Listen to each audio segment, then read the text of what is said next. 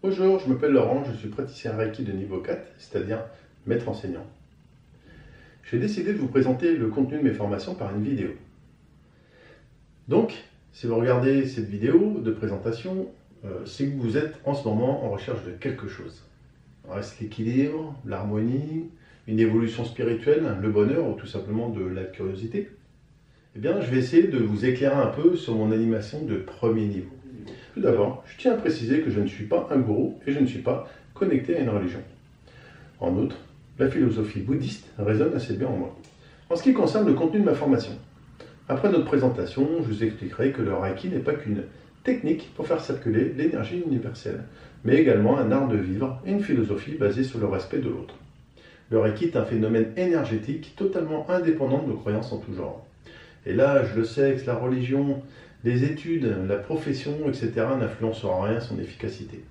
D'ailleurs, dès le début de ma formation, je tiens à aborder cette notion d'énergie en parlant de la conclusion d'Albert Einstein, E égale mc2, où il conclut pour simplifier que tout est énergie, et qu'en réalité, un atome est à 95% fait de vide, ou plutôt d'énergie.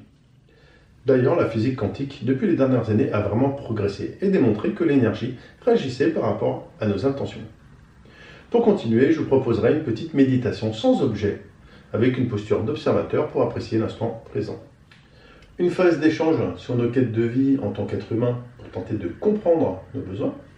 Nous ferons un focus sur notre recherche permanente et inconsciente de l'équilibre dans notre évolution, pour comprendre nos origines créatrices entre Adam et Ève ou le Big Bang et l'origine de l'univers. Nous échangerons sur les fondamentaux bouddhistes et le Tao pour mesurer la dualité de cette conception, notamment entre le yin et le yang, qui sont les deux aspects d'une même réalité. Pas de jour sans nuit, de froid sans chaleur, de femme sans homme.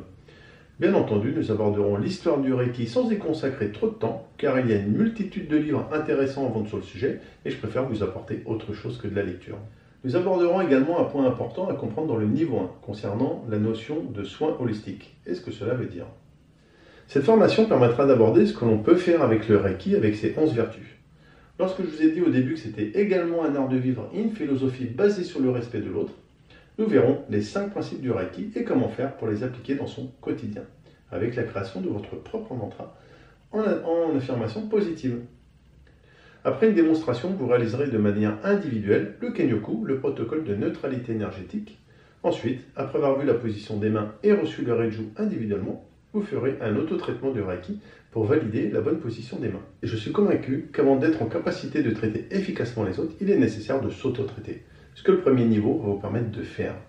Néanmoins, en cas de nécessité, vous devez être capable, selon Mikao Usui, de pouvoir donner du Reiki à tout ce qui vit sur cette terre, les êtres humains, les animaux et les plantes. Donc, nous aborderons la technique du Byozen, qui correspond à un scanner intuitif du corps.